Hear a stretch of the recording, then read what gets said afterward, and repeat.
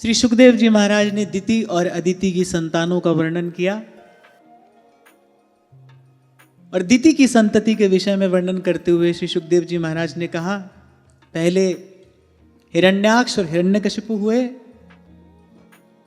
फिर उसके बाद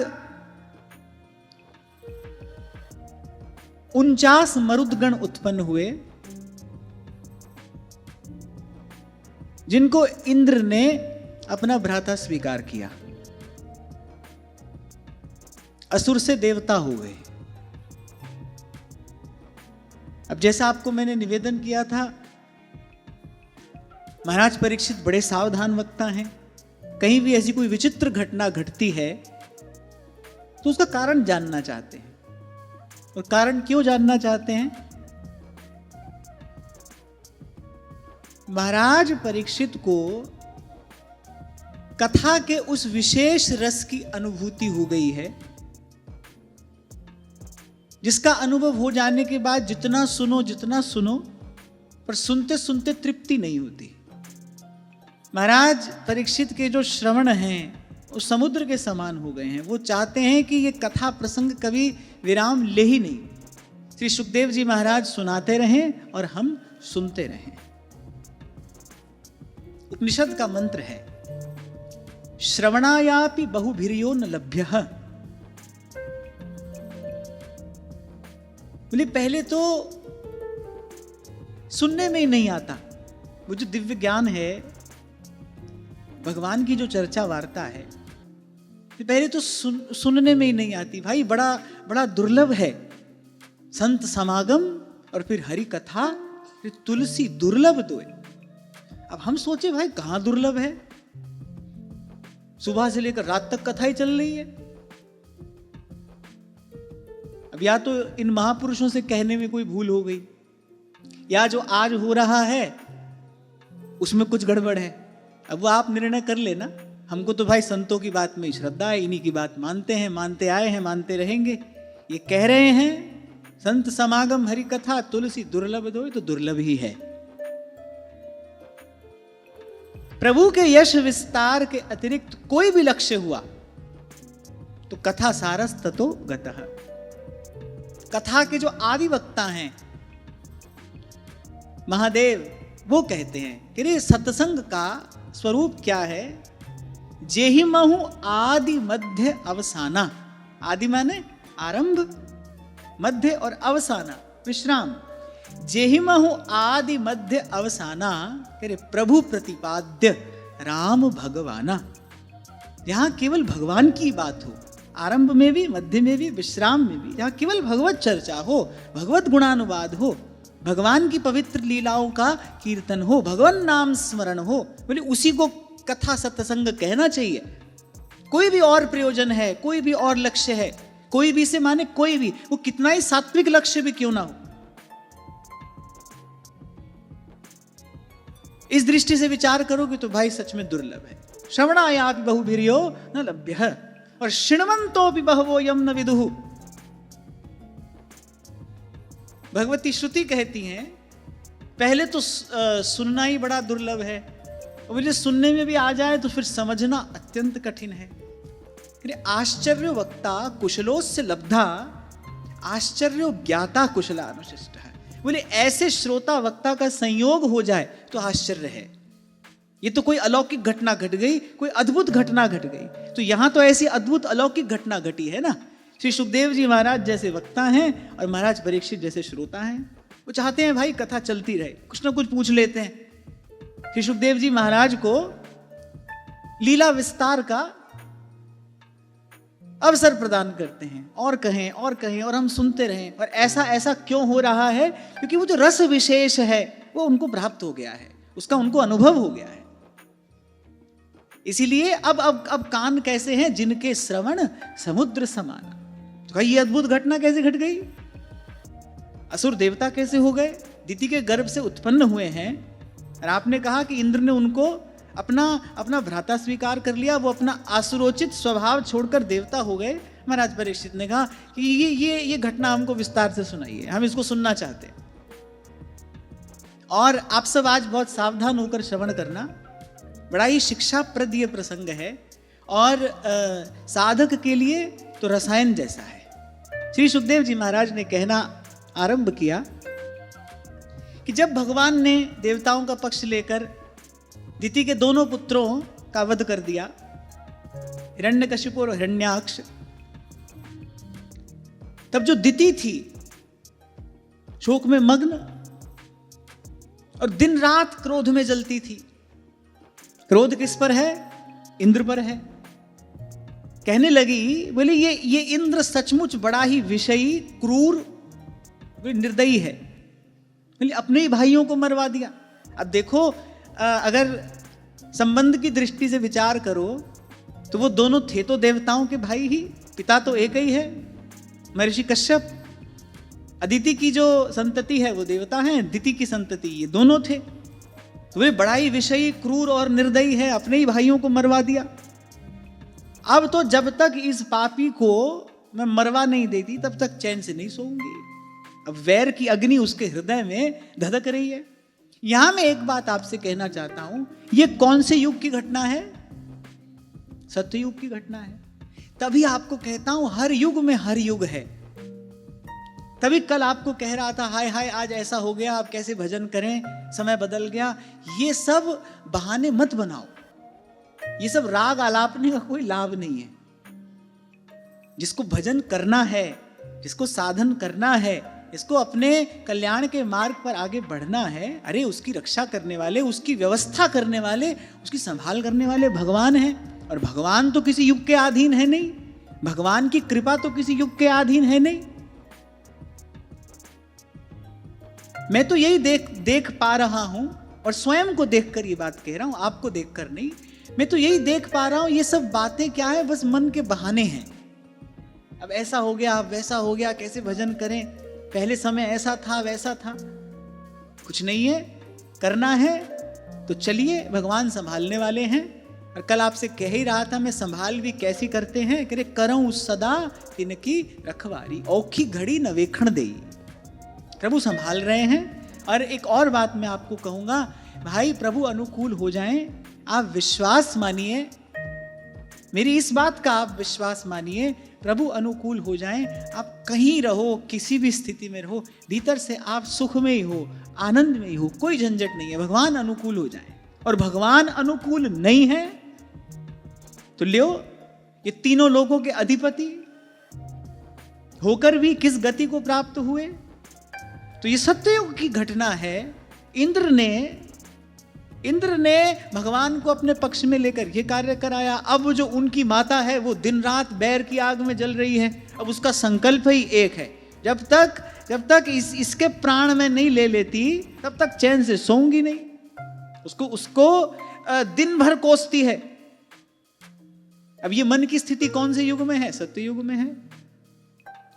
अपने पुत्र को, अपने हरिभक्त पुत्र को अपार कष्ट देने वाला हिरण्यकशिपु कौन से युग में है? सत्ययुग में है।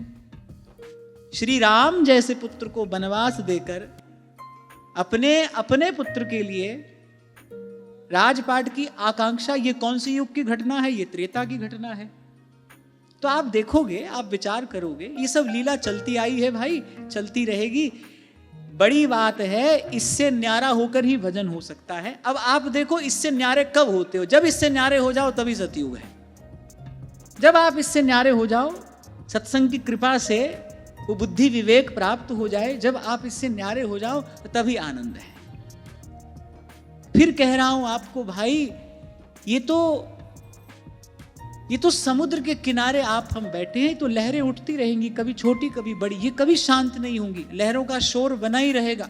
इसी के बीच में हमको साधन करना है, इसी के बीच में स्वयं को साधना है। एक एक क्षण अमूल्य है, पहली बात। एक एक तव श्वास को तीन लोक नहीं दान, एक एक क्षण अमूल्य है, पहली बात। और वो अमूल्य क्षण व्यर्थ जा रहा है, ये दूसरी बात। बहुत गई और थोड़ी रही, फिर सो बीती जाए, वो भी जा रही। महापुरुष विचार करते हैं, बोले ये अमूल्य मानव जीवन है, सुर दुर्लभ, ये इसकी बड़ी भारी महिमा है। लेकिन इसके साथ एक दुर्बलता भी जुड़ी है। क्या है?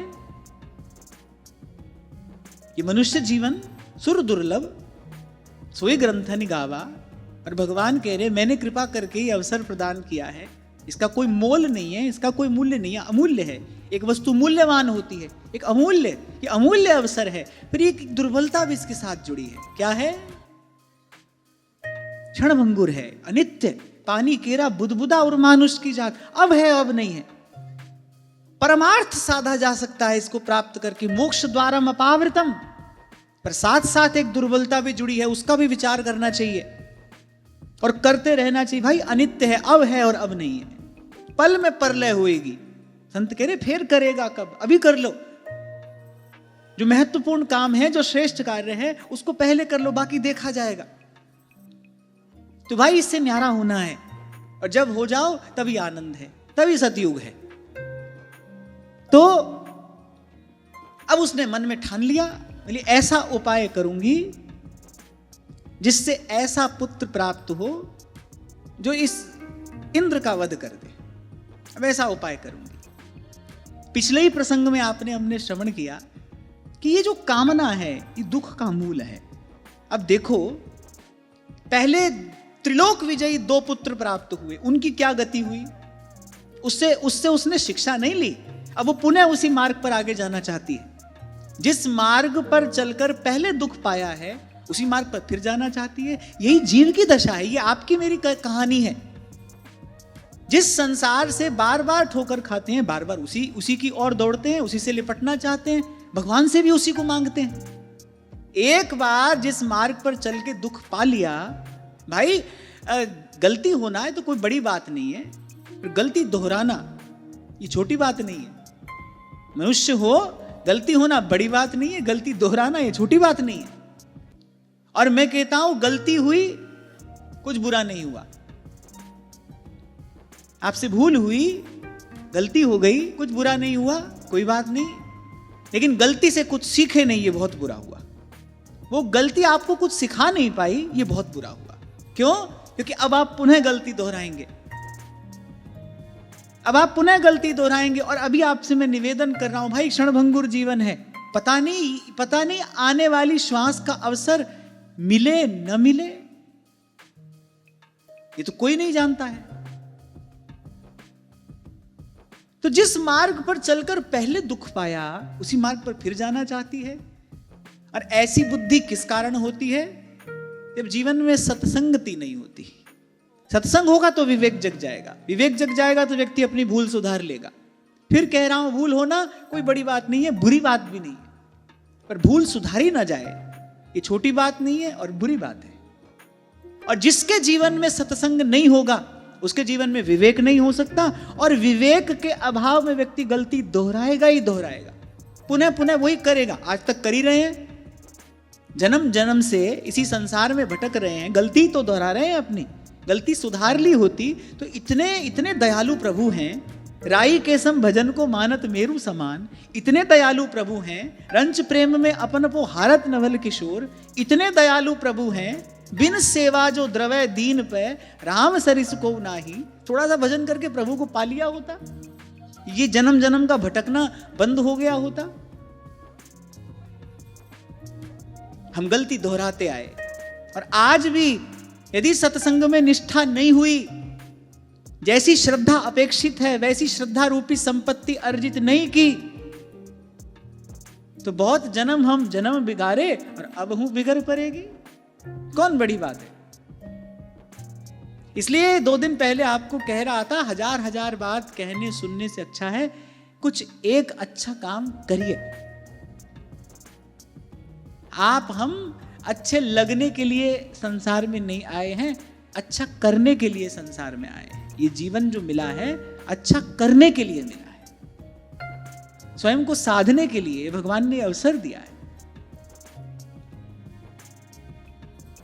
तो उसने कहा, भाई अब ऐसा उपाय करूंगी इंद्र को मारने वाला पुत्र पैदा हो। ये कामना का बीज मन में पड़ा, अब उसके बाद तो कहां शांति है। अब दिन रात वो इसी चिंतन में लगी है, किस प्रकार मेरे पति समर्थ हैं। दिति ने कहा, मेरे पति समर्थ हैं, महर्षि कश्यप हैं, प्रजापतियों के स्वामी हैं, मेरे पति समर्थ हैं, किसी प्रकार इनको प्रसन्न करके इनसे ऐसा वरदान प्राप्त कर लूं कि इंद्र को मारने वाला पुत्र उत्पन्न हो जाए। अच्छा, मार्ग ठीक चुन रही है, पति को प्रसन्न करूं, मेरे पति समर्थ हैं, उनसे वरदान प्राप्त करूं, लेकिन लक्ष्य अपवित्र है, लक्ष्य अपवित्र है। सकाम उपासना क्या है कि तो उसमें पूजा ही जा रही है। सकाम उपासना क्या है जिसकी निंदा चित्रकेतु ने की। सकाम उपासना क्या है, ये जो आप मन्नत मनोरथ मांगते हो, ये सब क्या है। कर तो आप सेवा पूजा ही रहे हो, लेकिन उसके मूल में जो लक्ष्य है ना, वो अपवित्र है। लक्ष्य पवित्र होना चाहिए, लक्ष्य में स्वार्थ ना हो।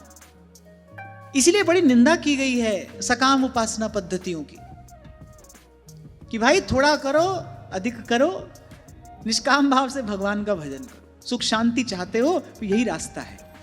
यहां तो भाई अगणित द्वंद्व देह के पथ हैं। अभी आगे आप श्रवण करना, जैसे जैसे ये प्रसंग आपके सन्मुख आएगा, आप समझते जाएंगे कि ये प्रसंग की एक एक घटना क्या समझा रही है आपको, हमको। अब उसने मन में विचार किया, भाई अपने पति की सेवा करूंगी, मेरे पति समर्थ है, इनसे वरदान प्राप्त करूंगी और वरदान के रूप में ऐसा पुत्र प्राप्त करूंगी जो इंद्र को मारने वाला हो, इंद्र को दंड देने वाला हो। अब अपने पति के हृदय को, अपने पति के स्वभाव को तो वो जानती है। अब वो दिन रात लग गई सेवा शुश्रूषा में, सर्वथा अपने आप को पति के अनुकूल कर दिया। जिससे पति प्रसन्न हो जाए वो सब कार्य करती है, तपस्विनी की भांति अपना जीवन व्यतीत करती है, पति के सब कार्यों में उनकी सहयोगिनी बनी है, और माने सब प्रयास करके अंततः अपने पति को रिझा लिया, प्रसन्न कर लिया। महर्षि कश्यप कह बैठे, यहां लिखा है, बोले वो अत्यंत चतुर दिति, अरे महर्षि कश्यप मोहित हो गए। यहां प्रसन्न हो गए नहीं लिखा है, बोले महर्षि कश्यप मोहित हो गए, और माने एक प्रकार से विवश होकर उन्होंने स्वीकार कर लिया कि भाई तुम्हारी इच्छा पूर्ण करूंगा। बड़ी प्रशंसा उसकी करने लगे, बोले तुम पर प्रसन्न हूं, तुम्हारी जो इच्छा हो वो वर तुम मुझसे मांग लो। पति स्त्री का ईश्वर होता है और मैं तुम्हारी प्रत्येक कामना पूर्ण करने में समर्थ हूं। तुमने बड़े प्रेम भाव से, भक्ति भाव से तुमने मेरी सेवा की है, अब मैं तुम्हारी सारी अभिलाषाएं पूर्ण कर दूंगा। खूब उसकी प्रशंसा की और जो उसके मन का मनोरथ था पूर्ण कर दिया, उसको वचन दे दिया, हाँ भाई मांगो, तुम क्या मांगना चाहती हो। अब दिति ने अपने हृदय का वो जो मनोरथ था उनके सन्मुख प्रकट कर दिया। वरदो यदि में ब्रह्मन् पुत्रम इंद्रहणम वृणे अमृत्युम मृतपुत्राहं येन मे घातितौ सुतौ। बोले इंद्र ने विष्णु के हाथ मेरे 2 पुत्र मरवा कर बोले मुझे निपुति बना दिया है। अब यदि मुंह मांगा वर आप मुझे देना चाहते हैं तो कृपा करके ऐसा पुत्र दीजिए जो इंद्र को मार डाले। अब जैसे ही ये शब्द महर्षि कश्यप ने सुने, बड़ा पछताए, मन खिन्न हो गया। अब यहां जो बात कही गई है, मैं एक एक श्लोक पढ़ूंगा, उसका अर्थ आपको निवेदन करूंगा और उसका अर्थ आप और मैं विचारते चलेंगे। स्वयं को बड़ा प्रताड़ित किया महर्षि कश्यप ने। जैसे ही दिति के मुख से ये सुना ना, ऐसा पुत्र चाहती हूं, अच्छा केवल पुत्र चाहती हूं, इसमें तो दोष नहीं है। अब मैं निपुति हो गई हूं, एक पुत्र चाहती हूं, इसमें दोष नहीं है, पर मैं ऐसा पुत्र चाहती हूं, यदि आप मुझे मुंह मांगा वरदान देना चाहते हैं तो मैं ऐसा पुत्र चाहती हूं इंद्र को मारने वाला हो। अब भाई एक प्रकार से दिति कश्यप जी से क्या मांग रही है, ऐसा पुत्र दीजिए जो आपके दूसरे पुत्र को मारने वाला हो। इंद्र भी उन्हीं के पुत्र हैं। अब महर्षि कश्यप बड़े खिन्न हो गए, बड़ा पछतावा हुआ, अपने आप को प्रताड़ित करने लगे। निशम्य तद्वचो विप्रो विमनाः पर्यतप्यत् अहो अधर्मः सुमहान् अद्य मे समुपस्थितः। मनी मन कहने लगे कि क्या कर बैठा मैं, कैसे अधर्म का अवसर मेरे सामने आ पहुंचा। देखो तो सही, अहो अद्येन्द्रिया रामो योषिन्मय्ये हमायया गृहीत चेताः कृपणः पतिष्ये नरके ध्रुवम्। बोले देखो तो सही, बोले मैं इन्हीं इंद्रियों के विषयों को सुख मानने लगा और कहा इस स्त्री रूपिणी माया ने मेरे चित्त को अपने वश में कर लिया। बोले कितनी दीन अवस्था में मैं पहुंच गया।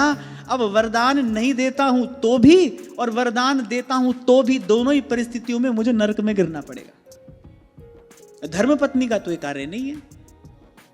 पति हो या पत्नी, दोनों का एक दूसरे के प्रति कर्तव्य तो यही है ना कि एक दूसरे के कल्याण में सहभागी बने, सहयोगी बने। आपको कुछ दिन पूर्व भी मैंने निवेदन किया था, हमारे यहां वैदिक सनातन धर्म में विवाह ऋषि मुनियों की प्रदान की हुई एक व्यवस्था है। स्वेच्छाचार और उच्छृंखलता का मार्ग नहीं है विवाह,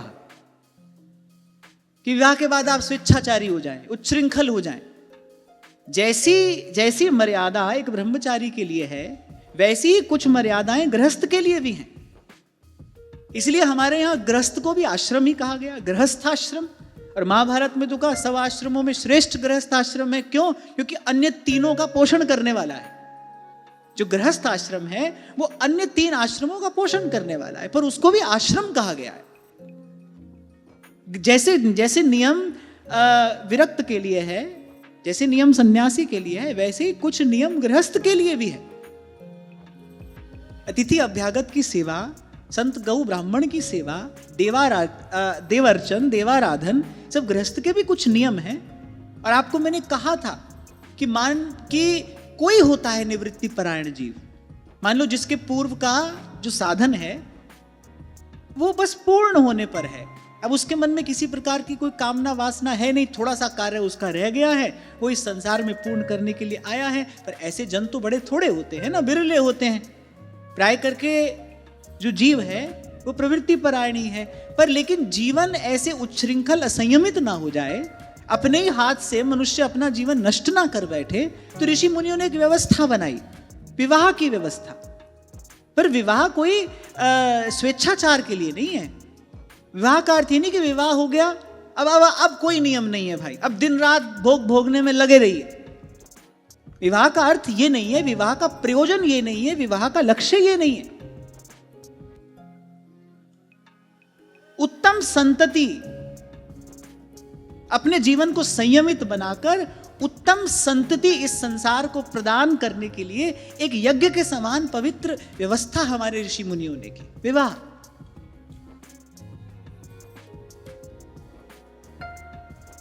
क्या कह रहा था मैं इससे पहले? बह जाते हैं ना सब कथा के प्रवाह में।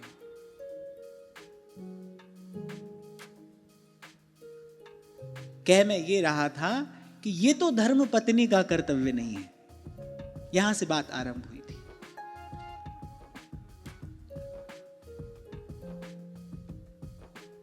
और आज के समय में आपको अच्छा माता, अच्छा पिता बनना है, उसका सूत्र क्या है? संतान जो कर रही है उसको करने दो। ये आज के समय में अच्छा माता पिता बनने का सूत्र है। पत्नी जो कर रही है उसको करने दो, ये अच्छा पति बनने का सूत्र है। पति जो कर रहा है उसको करने दो, ये अच्छी पत्नी बनने का सूत्र है। संबंध जीवन नष्ट करने के लिए नहीं होते। संबंध किस लिए है? ताकि भाई जो कार्य हम नहीं कर सकते उसमें हमारा कोई दूसरा सहयोग करे, जो दूसरा नहीं कर सकता उसमें हम सहयोग करें। संबंध बनाया ही किस लिए जाता है? कहीं किसी स्थान पर आप अपूर्ण हैं, कुछ ऐसा है जो आपके पास नहीं है और कुछ ऐसा है जो दूसरे के पास नहीं है। एक दूसरे के सहयोग के लिए, एक दूसरे की सहभागिता के लिए, वस्तुतः एक दूसरे के जीवन लक्ष्य को सिद्ध करने के लिए संबंध है। यही संबंध की उपयोगिता है। अपना जीवन नष्ट करने के लिए सब व्यवस्था थोड़ी है। पर आज समय यही है। अच्छा गुरु कौन है? शिष्य पर अनुशासन ना करे, उसको सही गलत ना बताए, उसकी भेंट ले ले और दोनों हाथ उठाकर उसको आशीर्वाद दे दे। आज बड़ा ये चारों तरफ देखने में आ रहा है। वृंदावन आ गए, अब तुम श्री जी के हो गए, बस अब पड़ जाओ वृंदावन में। अरे वृंदावन में पड़े रहने की विधि भी ध्रुवदास जी क्या बता रहे हैं। बस के वृंदा विपिन में इतनो बड़ो सयान, युगल चरण के भजन बिन निमिष न दीजे जान। ये नहीं पढ़ेंगे, ये नहीं पढ़ेंगे। रज तोड़ लागे तनही पीवे जमुना तो है। वृंदावन में तो सोना ही अच्छा है और जगह से, ये पढ़ेंगे। उसी के पड़ोस में एक और बात लिखी है, आगे पीछे कुछ और भी कहा है उन्होंने, वो नहीं पढ़ेंगे। जीरन पट अति दीन लट हिये सघन सरस अनुराग, विवश सघन बन में फिरे गावत जुगल सुहागी। नहीं पढ़ेंगे। दूजे तीजे जो जुरे साख पत्र कछुआई, ताही में संतोष कर रहे अधिक सुख पाई। नहीं पढ़ेंगे। अच्छा गुरु बनना है तो ऐसे ही बनो, चेला से भेंट ले लो, दोनों हाथ उठाकर आशीर्वाद दो, बस कुछ नहीं करना है। अब ऐसे हमारी इंस्टॉलमेंट हमको तुम पहुंचाते रहो और हमसे आशीर्वाद का पैकेज लेकर जाते रहो। लोभी गुरु लालची चेला, दो नरक में हेलम हेला। अच्छे माता पिता वही हैं। हमारे माता पिता बड़े अच्छे हैं, भगवान सबको ऐसे माता पिता दे। क्यों अच्छे हैं? बोले कुछ कहते नहीं। कौन सास अच्छी है, बहू से कुछ कहे नहीं। कौन पति अच्छा है, पत्नी से कुछ कहे नहीं। माने जो आपके स्वेच्छाचार में आपका सहयोगी हो वो अच्छा है। युग है ना भाई, सब व्याख्याएं बदल गई। अब व्याख्या दुर्व्याख्या हो गई और दुर्व्याख्या ही सम्माननीय है। क्योंकि भाई कलयुग में शक्ति कहां रहती है? भीड़ में, संघ में। सरकार किसकी बनती है? जिसके पास बहुमत होता है। वो कैसे भी आया हो, छल कपट पाप करके कैसे भी आए, बहुमत आना चाहिए। तो ये कलयुग का धर्म है भाई। तो यहां कठिनाई बस अगर कोई है तो वो यही है, धारा के विपरीत आपको चलना पड़ेगा। धारा के विपरीत तैरने वाले तैराक को अधिक बल चाहिए, अधिक सावधानी चाहिए, तो धारा के विपरीत चलना पड़ेगा। तो हम ये बात कह रहे थे कि ये तो पत्नी का कर्तव्य नहीं है, ना ही पति का ही ऐसा कर्तव्य है। उनको बड़ा खेद हुआ, बड़े दुखी हो गए कि कैसे मैं इस माया से मोहित हो गया।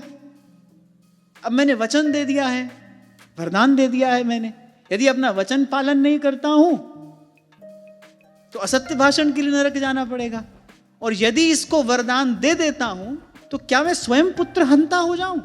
अपने पुत्र की हत्या का मार्ग क्या मैं स्वयं बना दूं? ऐसा पिता हो जाऊं? तो बेचारे बड़े खिन्न हो गए, बड़े दुखी हो गए।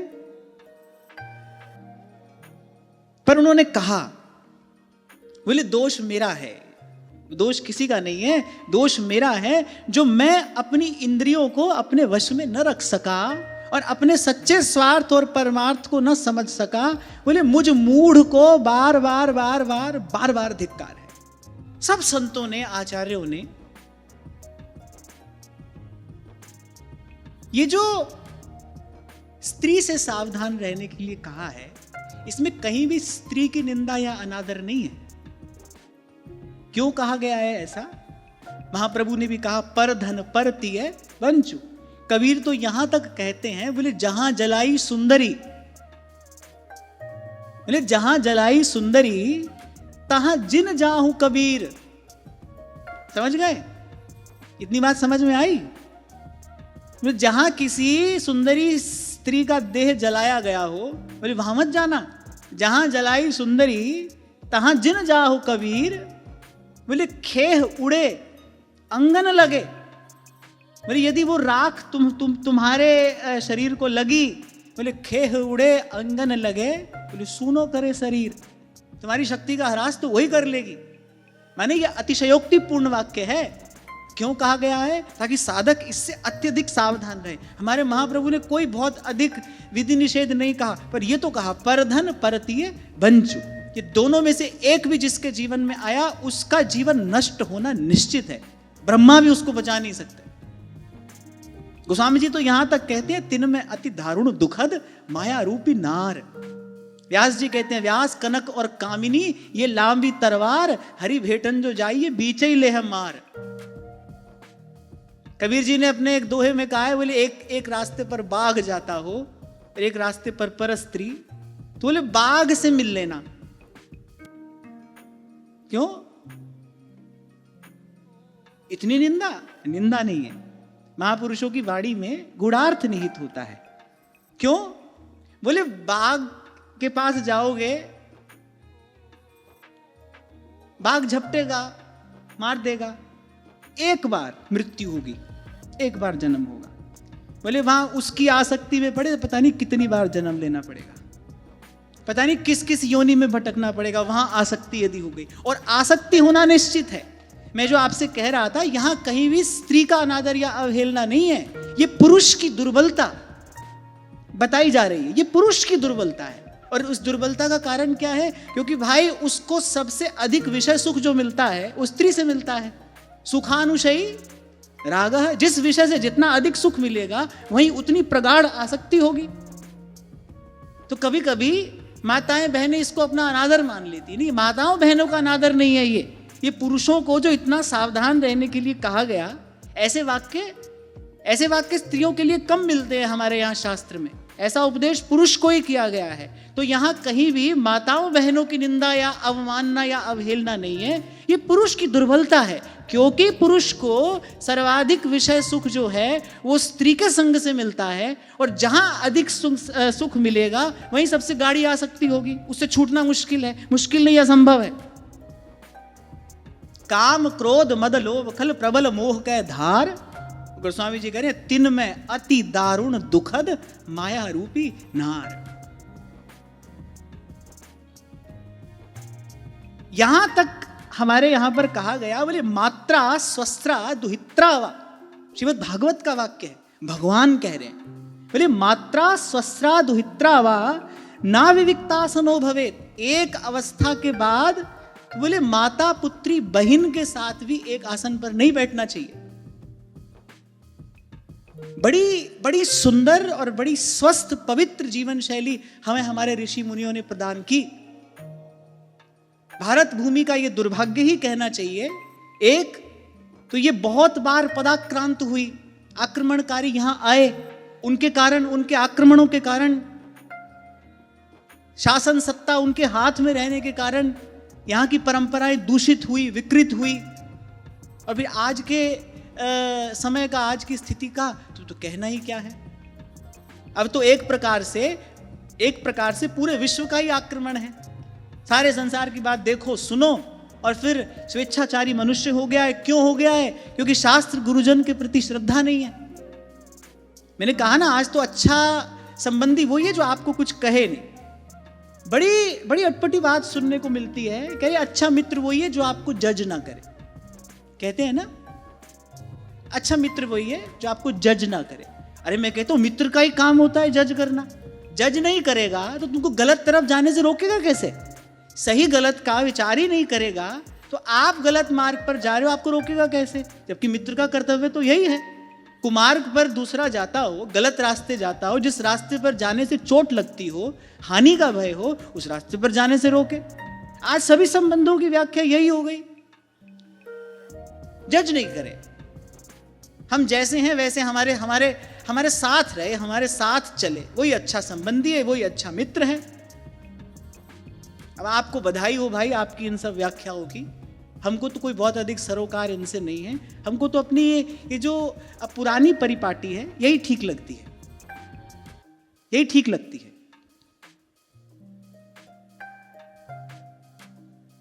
पिता के सामने पुत्र आसन पर नहीं बैठता था, पिता के सामने पुत्र अपने पुत्र को गोद में नहीं उठाता था।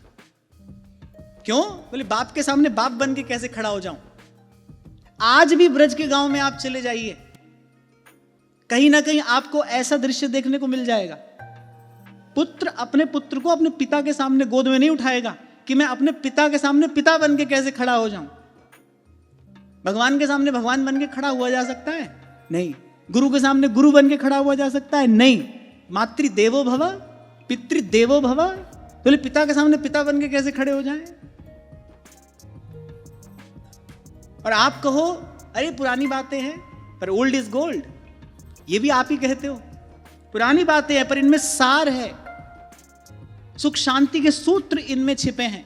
इसलिए मैंने कहा कि कोई बात नहीं, हम पुरानी सोच के सही, पर हमको ये पुरानी जीवन शैली ही प्रिय है। मैं बड़ी विनम्रता पूर्वक आपको ये बात कह रहा हूं, सुबह शाम ठाकुर जी से यही प्रार्थना भी करते हैं, क्योंकि यह गुण साधन ते नहीं हुई। ऐसा तो बिल्कुल नहीं कह सकते कि हम अपने जीवन को ऐसा बना लेंगे। यह गुण साधन ते नहीं हुई, तुम्हारी कृपा पाओ कोई कोई। और ऐसा भयंकर समय है भाई, हम कैसे बच जाएंगे? प्रभु की कृपा ही बचा सकती है, अपने बल से तो हम बच नहीं सकते। जय राखे रघुवीर ते उबरे ते ही काल महा। तो ठाकुर जी से प्रार्थना करते हैं, वजन कम हो अधिक हो, बस आपकी कृपा दृष्टि रहे, ये जीवन पवित्र रहे बस। संत कहते हैं, मैंने वो बहुत अधिक नहीं किया जो करना चाहिए था, पर मैंने वो नहीं किया जो नहीं करना चाहिए था। इसी को श्री स्वामी रामसुखदास जी महाराज ने निषेधात्मक साधन कहा।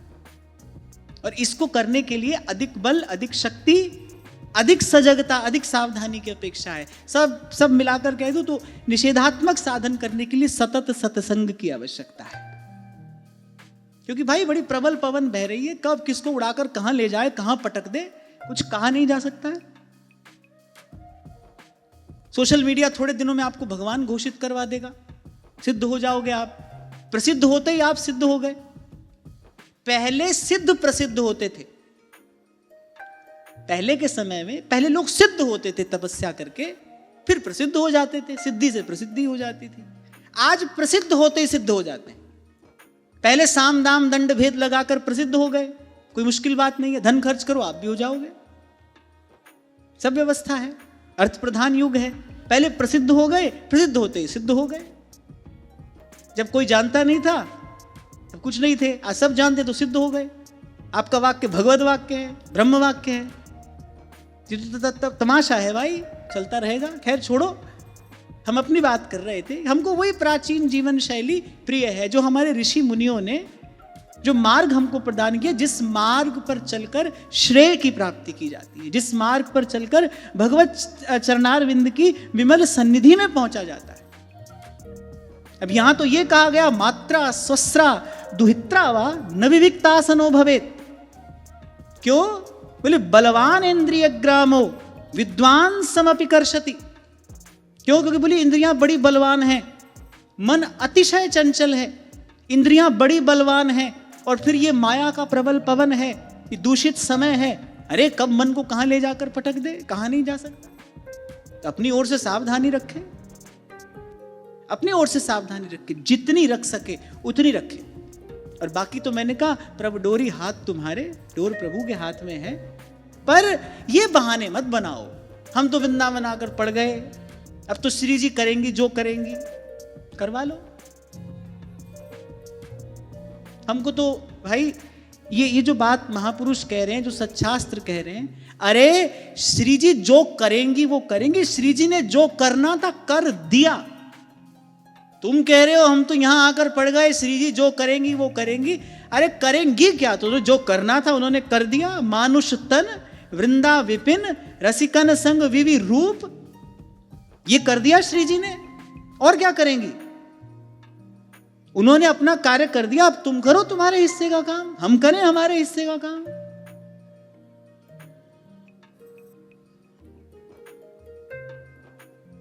तीन चार बरस पहले की घटना है। कौन माता बहन मैं तो जानता भी नहीं, बार बार पत्र लिखकर भेजे, हमको 2 मिनट आपसे मिलना है, और बड़े बड़े शब्दों में लिखा हो एकांत में मिलना है। मैंने कहा लियो खुला नरक का द्वार। भगवान बचाए, बचाए रखे, बचाए रखे।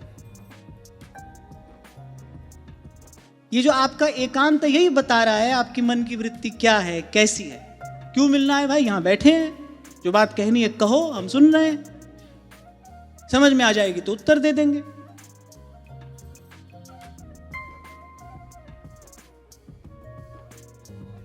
क्योंकि भाई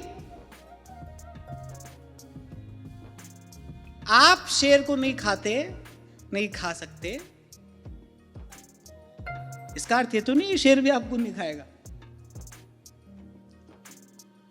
हिरण के नेत्र बड़े निश्चल होते हैं, उपमा दी जाती है हिरण के नेत्रों की, उपमा दी जाती है, बड़ी निश्चलता होती है उनमें। सिंह जब झपटता है उस पर, उसके नेत्रों की करुणा उसके नेत्रों की निश्चलता देखकर उसको छोड़ तो नहीं देता, उसका आहार है, करता है। ऐसे ही विकार है, एक ही तरीका है, सावधानी, बस इससे बचने का और कोई उपाय नहीं है, इससे बचने का कोई उपाय नहीं है। अब यहां देखो, ये कथाएं हम सुन रहे हैं, वहां महाप्रभु कह रहे पाराशर सुर इंद्र कलप कामिनी मनफंद्या। पराशर कौन है? भगवान के पिता, भगवान वेदव्यास के पिता हैं वो। भगवान के पिता होने का गौरव जिनको प्राप्त है, पाराशर सुर इंद्र कलप कामिनी मनफंद्या, और फिर परे देह दुख द्वंद कौन क्रम काल निकंद्या। मैं तो ये जो जितने भी युवा श्रोता है ना, बड़ी विनम्रता पूर्वक आपको कहूंगा, भाई उपदेश तो मैं नहीं दे सकता, उपदेश तो सिद्ध व्यक्ति दे सकता है। हम तो अभी आप ही अपने आप को साधने का प्रयास कर रहे हैं। So this is not an order और अ प्रिस्क्रिप्शन और अ डायरेक्शन, कोई आदेश उपदेश नहीं है। अपने जीवन का अनुभव आपके साथ बांट रहा हूं। भजन कम हो जाए, अधिक हो जाए, कोई चिंता की बात नहीं है। आपका जीवन पवित्र रहना चाहिए। खूब माला फेर ली, खूब परकम्मा लगा ली, जीवन में सदाचार नहीं है, सब व्यर्थ है, सब व्यर्थ है। आप मेरी बात को यथावत स्वीकार कर लेना, वो सब व्यर्थ है, क्योंकि जिसके लिए कर रहे हो वो वस्तु तो मिलने वाली नहीं है, वो वस्तु मिलने वाली नहीं है। ऐसे ही आ जाते हैं भगवान पुत्र बनकर। देखो मनु शत्रुपा जी का जीवन देखिए, कितना कठोर तप, कितना कठोर साधन उन्होंने किया है। ऐसे आ गए भगवान नंद बाबा के आंगन में। कौन है ये ब्रज की गोपियां, कौन है ये ब्रजांगनाएं, ये जन्म जन्मांतर के ऋषि मुनि, ये वेदों की श्रुतियां, जिन्होंने जन्म जन्मांतर तक साधन किया भगवत चरणारविंद की सन्निधि प्राप्त करने के लिए, तब वो वहां तक पहुंचे। ये जो बात कही जाती है ना, भगवान साधन साध्य नहीं है, भगवान कृपा साध्य हैं, ठीक है, बिल्कुल ठीक है, पर भगवान की कृपा से क्या होता है? भगवान की कृपा से सहज साधन होता है। भगवान की कृपा से सहज साधन होता है। और मैंने तो पूर्व भी आपसे कहा था, भाई साधन से भगवान ना मिलते हो, पर साधन से भगवान को मिलने की योग्यता जरूर मिलती है। साधन से भगवान को मिलने की पात्रता अवश्य प्राप्त होती है। भगवान को मिलने की इच्छा ये निरंतर साधन से अवश्य प्राप्त होती है। अपने हृदय में निर्मल भाव रख के भजन साधन करोगे, धीरे धीरे अनर्थ की निवृत्ति होगी, अंतःकरण शुद्ध होगा। मैं भी प्रभु से मिलूं, मैं भी प्रभु की सेवा करूं, मैं भी भजन करूं, ये भाव हृदय में आएगा। ऐसे ही आ जाता है ये भाव किसी हृदय में। जाओ ढूंढो संसार में, कितने हृदय ऐसे मिलेंगे जिनके हृदय में निर्मल निष्कपट भाव है भगवत भजन करने का। हमको तो अभी प्राप्त हुआ नहीं भाई, आपको हो गया तो आप धन्य हो, आपको प्रणाम करते हैं, हमको तो अभी हुआ नहीं। हाँ, ये अच्छी बात है, ये उनकी बड़ी कृपा है कि धीरे धीरे बात समझ में आ रही है। भाई हमारे हिस्से का काम तो हमको करना पड़ेगा, श्री जी कृपा करके करा रही है। और फिर डरना भी चाहिए, डरते रहना चाहिए। यही डरे डरप हरिवंश हित। मैं आज कोई बहुत बड़ी बात आपसे कह दूं, कल पता नहीं क्या हो जाए, तो इसलिए डरते रहना चाहिए। इसलिए मैंने कहा कि आप सबको, और विशेष रूप से युवा भाई बहनों को बड़ी विनम्रता पूर्वक की बात कह रहा हूं, भाई प्रयास करना, परिश्रम करना, पुरुषार्थ करना। किसके लिए? अपने जीवन को पवित्र बनाने के लिए। सत्वगुण बढ़े आपके जीवन में, आपका जीवन भगवत भजन के योग्य बने। स्वेच्छाचार से व्यक्ति कहीं नहीं पहुंचता, उसका अंतिम परिणाम केवल शोक है, खेद है, जीवन नष्ट होना है। अब यहां देखो, देवताओं के पिता कह रहे हैं कि देखो थोड़े दिन इसने मेरी सेवा की, थोड़े दिन इसने मेरी सेवा की, और बोले लो मैं मोहित हो गया, कह बैठा, इसको दे दिया मैंने वचन, और अब इसने खोल दिया है नरक का द्वार मेरे लिए। अब अपना वचन पूर्ण न करूं तो भी मेरे लिए नरक है, वचन पूर्ण करूं तो भी मेरे लिए नरक है। कहां जाऊं, क्या करूं? और एक और बात, भगवान की माया जो है वो सीधे ही सर पर सवार नहीं होती। चरण दबाते दबाते आती है।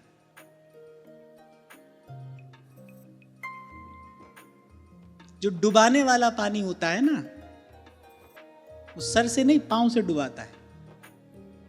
खूब वर्षा होती हो, आप एक की जगह 2 छाता लगा लो, पर जो जल डुबाएगा ऊपर से बरसता जल नहीं डुबाता है, नीचे बहता जो जल है वो डुबाता है।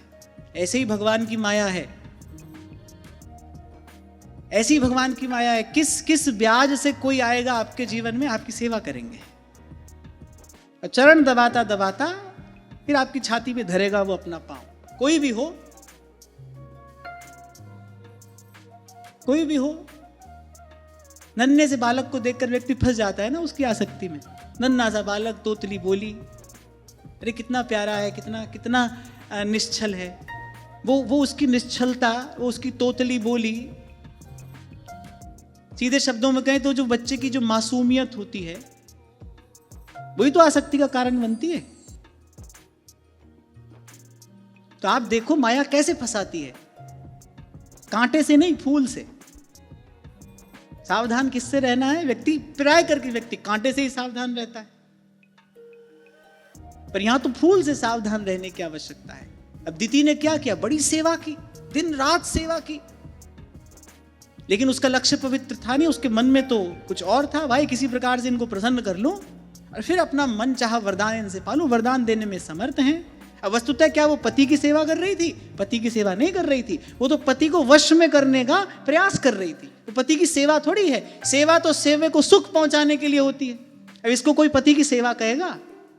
और जितने यहां बैठे हैं सब लोग सुन लें, और जो आगे भी सुनेंगे, कोई यहां किसी की सेवा नहीं करता है, सब अपना कार्य सिद्ध कर रहे हैं। तभी संत कह रहे हैं, भाई हमारी बात सुन लो, जगत में झूठी देखी प्रीत। तो जो साधन है वो औषधि है, और जो निषेध है वो क्या है? परहेज है। औषधि कितनी बार लेनी होती है दिन में? 2 बार 3 बार। परहेज कब कब रखना पड़ता है? 24 घंटा। तो जो सत्संग सेवा है, ये तो भाई 1 बार 2 बार करोगे, चलो अष्टयाम कर रहे हो, समय है ना एक। पर जो नहीं करना वो कब नहीं करना? वो तो कभी नहीं करना है। कुपथ्य से तो 24 घंटे बचना पड़ता है ना। बस ऐसी व्यवस्था है। जो साधन है वो औषधि है, उसके लिए कुछ समय है। लेकिन जो नहीं करना है वो तो भाई दिन रात कभी भी नहीं करना है।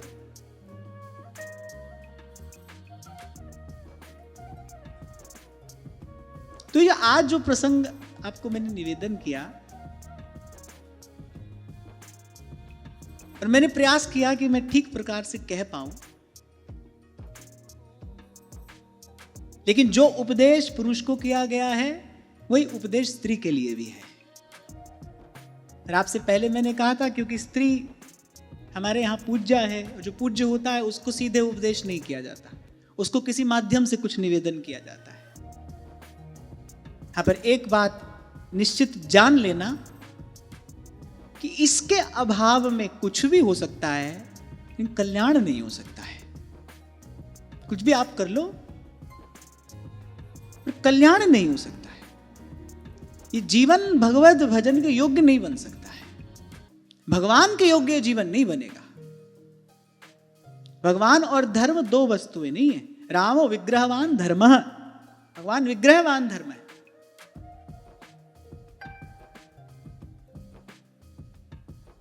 और डॉक्टर को खूब लाड़ दुलार करो, और तो और डॉक्टर की फोटो ले आओ घर में, धूप बत्ती भी करो, डॉक्टर की बात ना मानो, तो कोई रोगी स्वस्थ नहीं हो सकता। ठाकुर जी को घर पे पधरा भी लिया, सुबह शाम राग भोग भी कर रहे हैं, लेकिन जो प्रभु ने कहा है वो नहीं मान रहे हैं।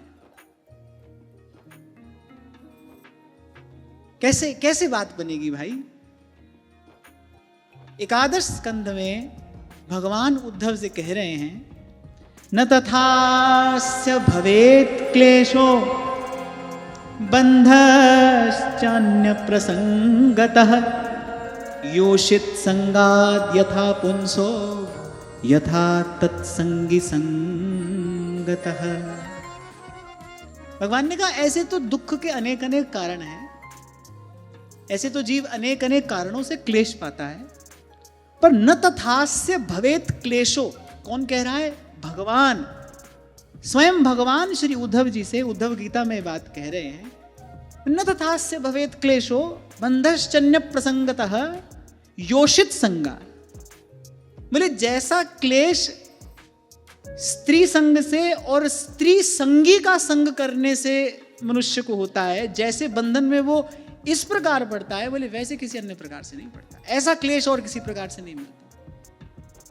अब भगवान वेदव्यास ने तो भाई जब ये सब कहा उस समय महिला आयोग नहीं था ना, तो उन्होंने तो सब बात कह दी, हम तो नहीं कह सकते। तो इसलिए जो संकेत में मैं कह पा रहा हूं वही कह रहा हूं, जितना आवश्यक है उतना कह रहा हूं। लेकिन मैं फिर कह रहा हूं कि इसमें कहीं भी, क्योंकि ये वो पवित्र भारत भूमि है जहां देवी पूजन होता है, जहां स्त्री शक्ति स्वरूपा है, वो सृजन कर्त्री है। पिता से भी इसीलिए पहला स्थान माता को दिया गया है। पितु शतगुणा माता, पिता से 100 गुना अधिक आदर माता का है। स्पष्ट कहा है महाभारत में।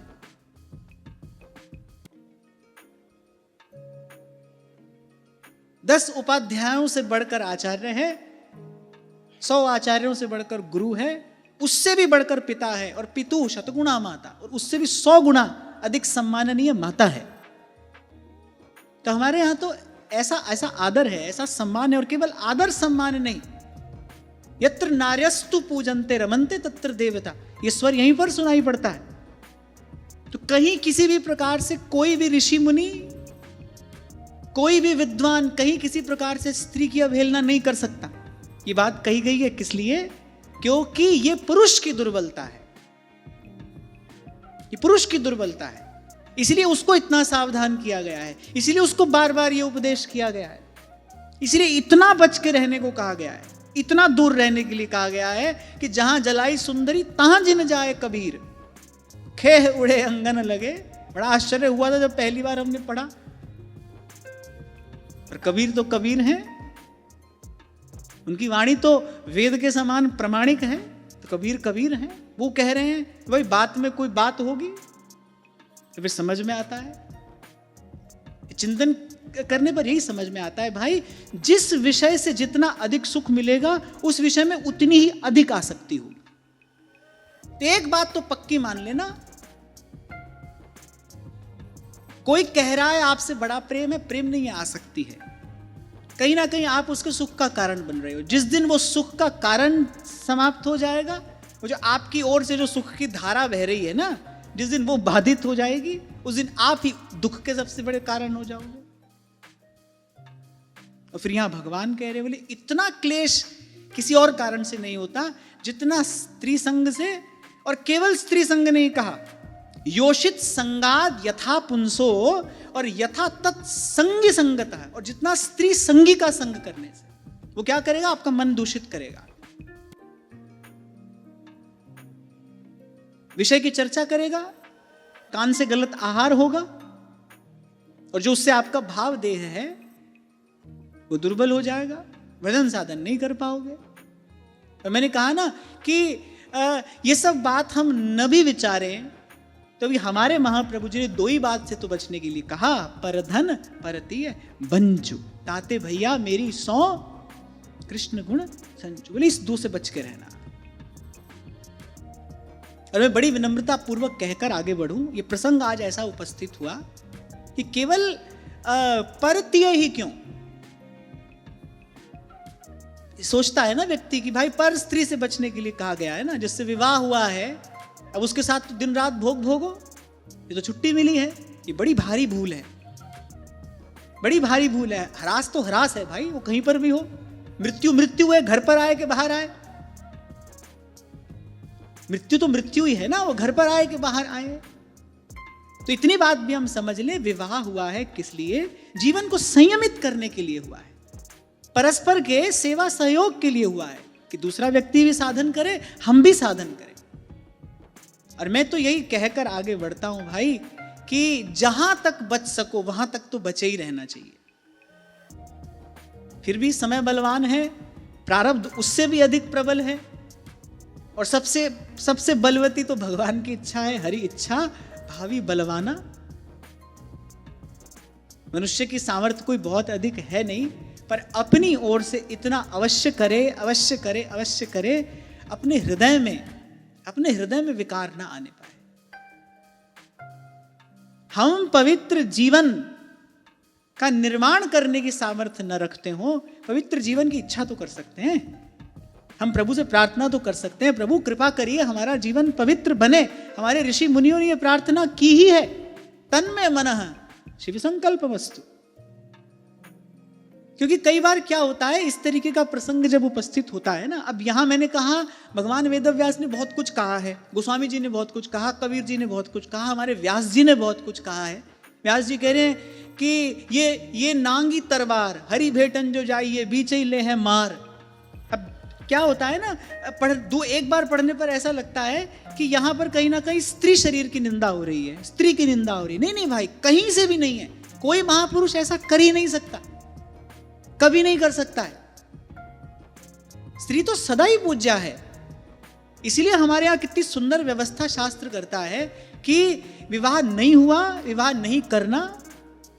यदि निवृत्ति परायण जीवन है तो फिर भाई, जैसे मैंने कभी आपसे निवेदन किया था, सालिग्राम की बटिया चने के दाने जितनी हो या विशाल शिला हो, सालिग्राम ही है, नारायण का ही स्वरूप है। ऐसे ही अवस्था कोई भी हो, स्त्री मातृ स्वरूपा ही है। या देवी सर्वभूतेषु मातृरूपेण संस्थिता, नमस्तस्यै नमस्तस्यै नमस्तस्यै नमो नमः। और आपको याद हो, एक बात मैंने आपको निवेदन की थी, जब तक स्त्री में माता बुद्धि रहती है तब तक आप देखो पुरुष शरीर हष्ट पुष्ट होकर विकसित होता है। अगर आप थोड़ा सा विचार करो, व्यवहारिक धरातल पर भी आकर आप देखो, विवाह से पहले जब तक स्त्री में माता बुद्धि है, स्त्री में मातृ बुद्धि है, पुरुष हष्ट पुष्ट होकर बल यौवन को, शक्ति को प्राप्त करता है। जैसे ही स्त्री भोग्या बनती है, उसी दिन से, उसी क्षण से शक्ति का क्षय उसके जीवन में आरंभ हो जाता है।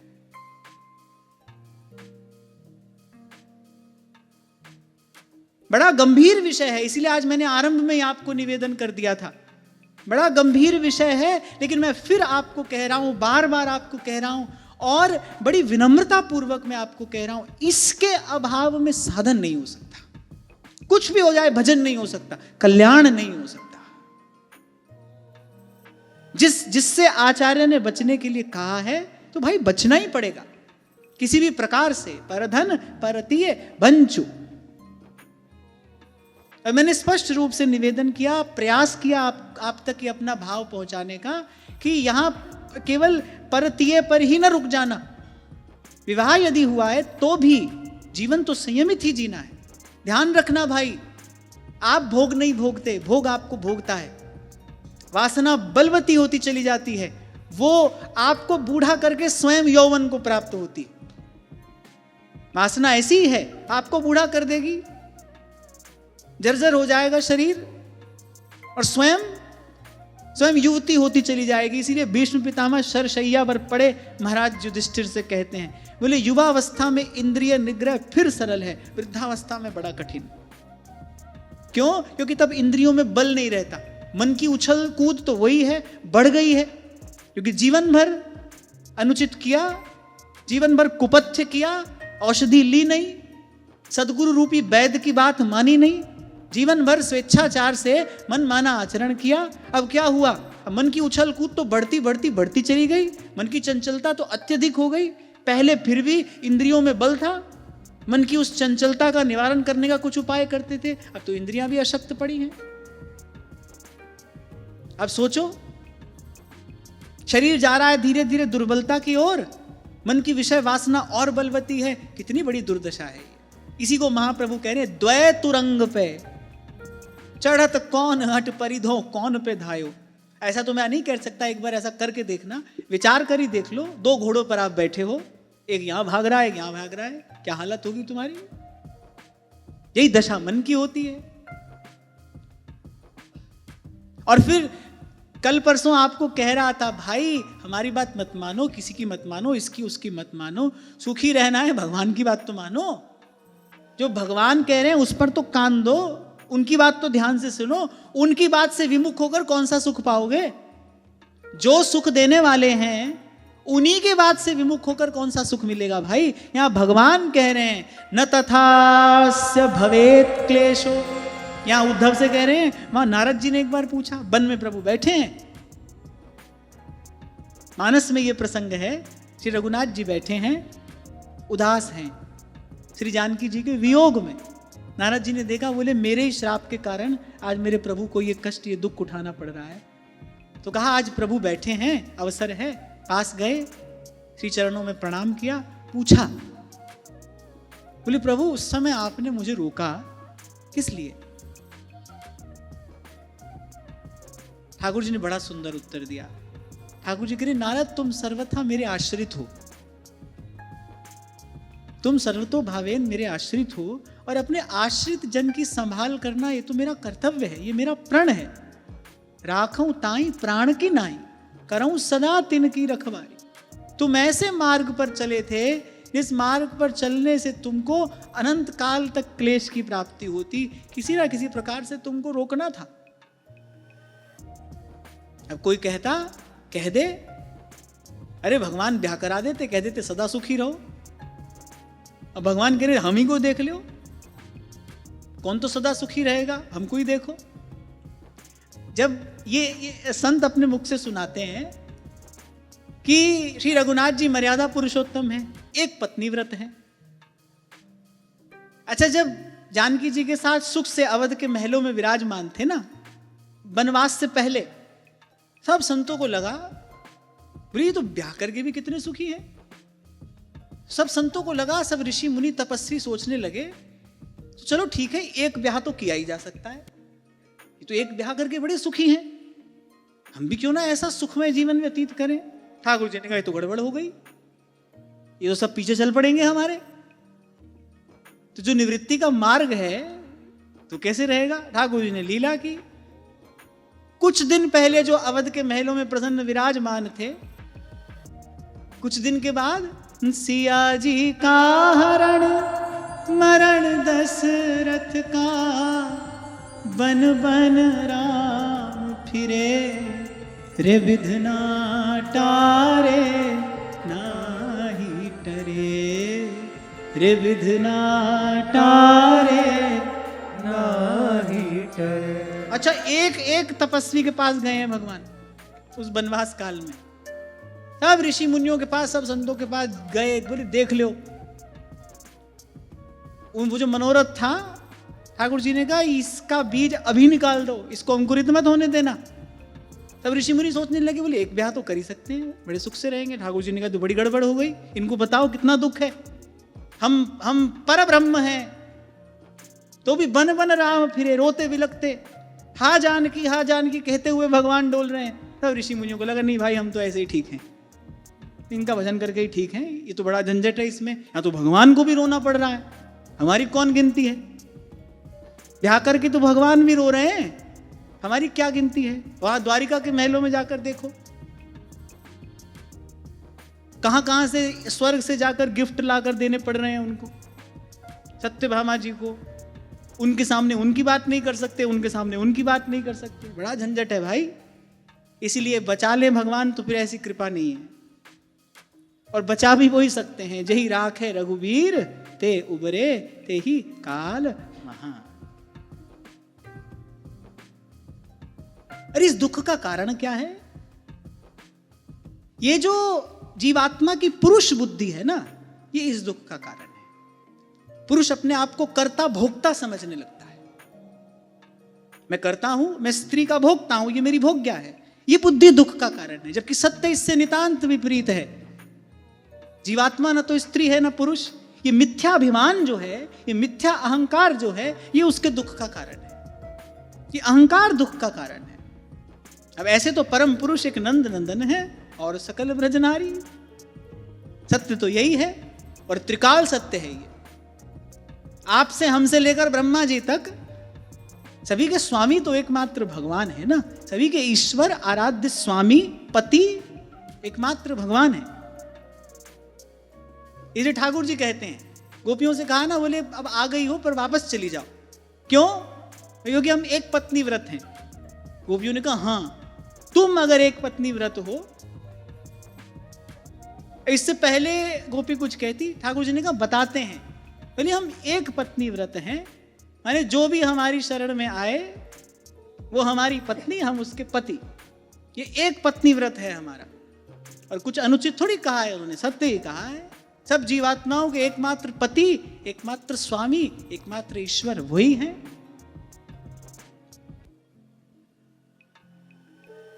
पर पुरुष स्वयं को कर्ता भोक्ता समझता है, कहता है मैं करता हूं, मैं स्त्री का स्वामी हूं। शास्त्र में भी ऐसी बात मिल जाती है, पत्नी के लिए पति ही परमेश्वर है, कहा भी है। वो किस लिए? वो स्त्री की मान मर्यादा की रक्षा के लिए ऐसी व्यवस्था है। और बिल्कुल तत्व की दृष्टि से विचार करो फिर तो सत्य यही है भाई, सबके स्वामी, सबके पति भगवान हैं। कबीर कहते हैं, हरि मेरो पियू मैं राम की बहुरिया, राम बड़े में छुटक लहुरिया। हमारे महाप्रभु जी ने बड़ी कृपा की, हमको सखी भाव प्रदान कर दिया। सारा झंझट क्लेशी एक और हो गया। मान अपमान बहाए दिए, जिए एक गुमान प्रिया अजू की चेरी। यहां तो जो है वो प्रिया प्रियतम की सहचरी है। बहुत दूर कर दिया इस भाव को ही। तब महर्षि कश्यप ने पुंसवन व्रत की विधि दिति को दी, पर साथ में एक शर्त लगा दी कि 1 वर्ष तक बिना किसी त्रुटि के इस व्रत का पालन करोगी तो तुम्हारा मनोरथ पूर्ण होगा। यद्यपि रुष्ट हुए, कहा मैं बिल्कुल नहीं जानता था, कह रहे कैसे शरद ऋतु के कमल के समान मुख लेकर तुम मेरी सेवा में आती थी, मैं नहीं जानता था तुम्हारे हृदय में ऐसा विष भरा है। रुष्ट हुए, कुपित हुए, पर भाई वचन दे चुके थे तो कहा कि ठीक है 1 वर्ष की व्रत की विधि मैं तुमको बताता हूं, लेकिन 1 वर्ष तक बिना किसी त्रुटि के तुमको इस व्रत का पालन करना होगा। अनेक अनेक नियम उनको बताए, 1 वर्ष तक इसका पालन करो तुम्हारा मनोरथ पूर्ण होगा। अच्छा, सकाम उपासना कोई भी है, सकाम उपासना सशर्त होती है। आपके शब्दों में कहें तो TNC applied, term and condition applied है। सकाम भाव से जप कर रहे हो तो फिर ध्यान रखना इस उंगली का स्पर्श नहीं होना चाहिए माला को, हुआ तो जब खंडित हो गया। सुमेरु का लंघन नहीं होना चाहिए, हुआ तो जब खंडित हो गया। और बिना किसी कामना के जप रहे हो तो तुलसी मेरे राम को रीझ भजो या खीर। कोई भी उंगली लगे, कोई भी उंगली लगे। हमारे पास जो सुमीरनी है उसमें सुमेरु है ही नहीं, चलती रहे चलती रहे। सांसों की माला में भी कहां सुमेरु है ना। ऐसे ही निष्काम भाव से जपना हो तो फिर रीझ भजो या खीर। खेलत हंसत अजान, देवदास जी कह रहे हैं कैसे हूं हरि नाम ले, जपे भजे। कैसे हूं हरि नाम ले, खेलत हंसत अजान, तो हूं को दे देते हैं उत्तम गति भगवान। मृदु भाई नाम की महिमा सर्वोपरि है ही, राम न सकई नाम गुण गाई। पर अगर सकाम उपासना है, माने कुछ व्यापार करने गए हो भगवान से, अब व्यापार तो भाई अपने लाभ हानि का विचार करके ही होता है। तुम व्यापार करने जाते हो तो ठाकुर जी तो पहले कह चुके, आपने ध्यान से सुना नहीं, वो तो पहले कह चुके, ये यथा माम प्रपद्यन्ते तांस तथैव भजाम्यहम्। उन्होंने कहा भाई तुम व्यापार करने आओगे तो हम भी व्यापारी बैठे हैं यहाँ पे, फिर हमारी भी कुछ शर्त है। अब महर्षि कश्यप ने वरदान तो दे दिया लेकिन शर्त लगा दी, बोले इस 1 वर्ष तक कोई त्रुटि नहीं होनी चाहिए। इसमें त्रुटि हुई तो बोले व्रत खंडित हो जाएगा, हम अपने वचन से मुक्त हो जाएंगे। अब हुआ क्या, 1 वर्ष लगभग पूर्ण होने को था। दिति ने बहुत सावधान होकर व्रत का पालन किया, पर व्रत पालन करते करते तन अत्यधिक दुर्बल हो गया, कृशकाय हो गई। अब जब तन अत्यधिक दुर्बल होता है तो मन बुद्धि पर भी उसका प्रभाव पड़ता है। अब हुआ क्या, एक दिन संध्या के समय झूठे मुंह बिना आचमन किए, बिना पैर धोए सो गई। बहुत बड़ा अपराध तो है नहीं, पर जम द्वारे कटियत नक छीके। यही मैं आपको 2 दिन पहले कह रहा था, सकाम धर्म कष्ट बहुल हैं, उनमें बहुत कष्ट है। और जरा सी भूल हो जाए तो क्षमा नहीं है, फिर तो उसका दंड ही है। ऐसे झंझट में क्यों पड़ना है भाई, सीधे सीधे अपने प्राण प्यारे ठाकुर जी का भजन करो ना। राम कृष्ण हरि जय जय, राम कृष्ण हरि, राम कृष्ण हरि जय जय, राम कृष्ण हरि। और वहां इंद्र छलवेश धरकर पहले ही आ गए थे दिति की सेवा में। वो तो अवसर ही ढूंढ रहे थे, भाई इससे कोई भूल हो, इसका गर्भ मैं नष्ट कर दूं। क्यों? क्योंकि कश्यप ऋषि का वरदान है, अगर ये पुत्र उत्पन्न हुआ तो इंद्र को लगा मेरी मृत्यु निश्चित है। वो पहले ही कपट वेश धर के आ गए दिति की सेवा में, दिन रात लगे हैं सेवा में। जैसे दिति ने अपनी सेवा से कश्यप को प्रसन्न किया, ऐसे इंद्र ने अपनी सेवा से दिति को प्रसन्न कर लिया। पूर्ण विश्वास हो गया अपने सेवक पर। बड़ा सुंदर बालक है, पत्र पुष्प आदि चयन में हमारी सेवा करता है, रसोई में हमारी सेवा करता है, घर का सारा काम इसने संभाल लिया है, बड़ी सेवा करने लगा। यही आपसे कह रहा था, जो डुबाने वाला पानी होता है वो नीचे से ही आता है। पैर दबाते दबाते कोई आएगा आपके जीवन में, चरण दबाते दबाते मस्तक पर चढ़ बैठेगा, तो सावधान रहना इससे। बड़ा लाड़ दुलार कहीं से मिलता हो, वो आपको एक उदाहरण दिया था ना मैंने, गन्ने का रस। मैं समझ लेना मशीन में पेरा जा रहा है तुमको, और जब तक तुम्हारा रस पूरी तरह निकल नहीं जाएगा तब तक तुमको मोड़ मोड़ के डाला जाएगा उसी में, और जब देखा जाएगा सब रस निकल गया, कूड़े के ढेर में फेंक दिया जाएगा तुमको। शाम को अग्नि को समर्पित, हो गई छुट्टी।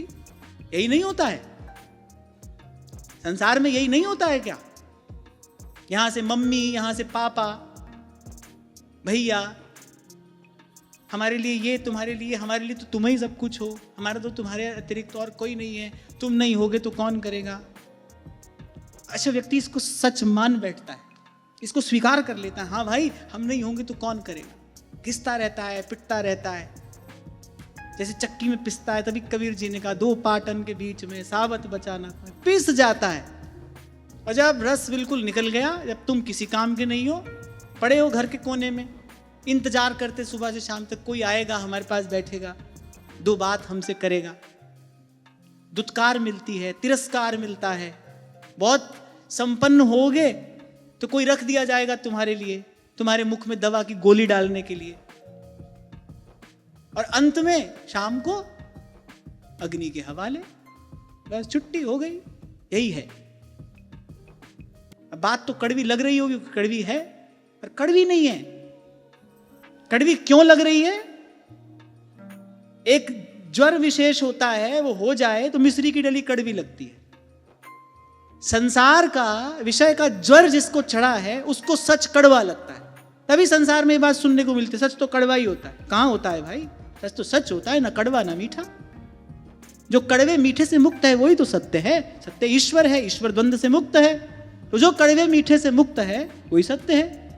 संसार कहता है सच बड़ा कड़वा होता है, सच बड़ा कड़वा होता है। कड़वा नहीं होता है भाई, कड़वा लगता है। क्यों? क्योंकि विषय का ज्वर चढ़ा है, रोग हुआ है, इसीलिए मिश्री की डली कड़वी लग रही है। जो कल्याण कराने वाली बात है, जो सच्चे सुख की ओर ले जाने वाला विचार है, कड़वा लगता है। तो सच्ची बात यही है। तो जैसे दिति ने सेवा से वश में किया महर्षि कश्यप को, ऐसे इंद्र ने किया, खूब सेवा की। सदा निकट ही बने रहते हैं, कभी भूल हो जाए और मैं अपना कार्य कर दूं। आज विधाता इंद्र के पक्ष में हो गए। क्यों हो गए? क्योंकि दिति का मनोरथ अशुद्ध था। अशुद्ध मनोरथ को आज नहीं तो कल असफल होना ही पड़ेगा। किसी के लिए दुख का विचार करके, किसी के लिए दुख चाह कर, पर हित का, पर अहित का विचार करके अगर आप भजन साधन में लगे हैं ना, तो आज नहीं तो कल आपकी असफलता निश्चित है। यही दिति के साथ हुआ। भूल हो गई, और भूल भी कैसी हो गई? कोई बहुत बड़ी भूल नहीं। भोजन किया, शरीर दुर्बल था, जूठे मुंह बिना आचमन किए, बिना पैर धोए सो गई। हम तो रोज ही ऐसा करते हैं, नहीं करते क्या? सोने से पहले कौन जाता है आचमन करने, पैर धोने? फिर कहूंगा नहीं तो पुराने जमाने की बात होगी, ऑब्सोलीट। यही तो आज मैं कह रहा, ये जो नया जमाना है, पता नहीं कहां कौन से गर्त में ले जाकर गिराएगा मनुष्य को। यही विचार करके मैंने कहा भाई अब कच्छप वृत्ति का आश्रय लेना चाहिए। कछुआ अपने सब अंग समेट लेता है ना अपने खोल के भीतर। जो समर्थ सिद्ध लोग हैं, वो तो यत्र तत्र जाएं, अपनी बात कहें। हम तो भाई भीतर से बहुत ही दुर्बल हैं। तो इस कच्छप वृत्ति का आश्रय लेकर, और अब नया जमाना है भाई। कभी कभी तो मुझे ऐसा लगता है कि I am a very old soul in this new world. मैं तो इस संसार में बहुत ही पुराना व्यक्ति हूँ, बड़े ही पुराने जमाने का, पुरानी सोच का, पुराने विचार का व्यक्ति हूँ। तो मैंने कहा भाई अपने घर में रहो, आपकी बड़ी कृपा है, आप यहाँ रोज सुनने के लिए आ जाते हो, हम आपको आकर सुना देते हैं। तो मैं फिर कह रहा हूं, हमको तो भाई यही प्राचीन जीवन शैली यही प्रिय है। कुछ भी स्वीकार है, मृत्यु भी स्वीकार है, पर उच्छृंखल और मर्यादा विहीन जीवन स्वीकार नहीं है। किसके लिए जीना है? अपने दुख के लिए, अपने कष्ट के लिए, क्लेश के लिए थोड़ी जीवन धारण करना है। तो बस इंद्र को अवसर मिला, इंद्र गर्भ में प्रविष्ट हुए। जो गर्भ था उसके 7 टुकड़े इंद्र ने किए। अब देखो ये घटना कब की है, जहां से चर्चा आरंभ हुई वहीं ले जाता हूं। कौन से युग की घटना है? सतयुग की घटना। अपनी माता के गर्भ में जाकर छल से, जो अपने ही पिता के अंश से गर्भ माता के गर्भ में है, 7 टुकड़े इंद्र ने किए। पर वो जो गर्भ था मरा नहीं। वो 7 टुकड़े इंद्र ने किए, मत मारो मत मारो कहने लगे। इंद्र ने एक एक टुकड़े के 7 टुकड़े और किए। कितने हो गए? 49। और ऐसा क्यों हुआ? इंद्र के वज्र से भी वो नष्ट क्यों नहीं हुए?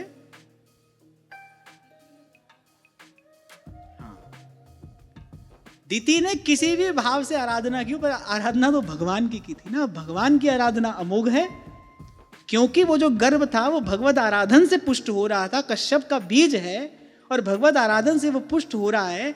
इंद्र टुकड़े टुकड़े करते चले गए, खंड खंड करते चले गए, लेकिन मार नहीं सके। यहां एक बड़ी बड़ी सुंदर बात हमको प्राप्त होती है कि भगवत आराधन निष्फल नहीं जाता।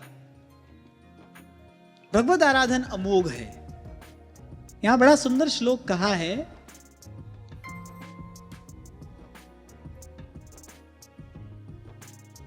जब वो 49 हो गए, इंद्र को उन पर दया आ गई।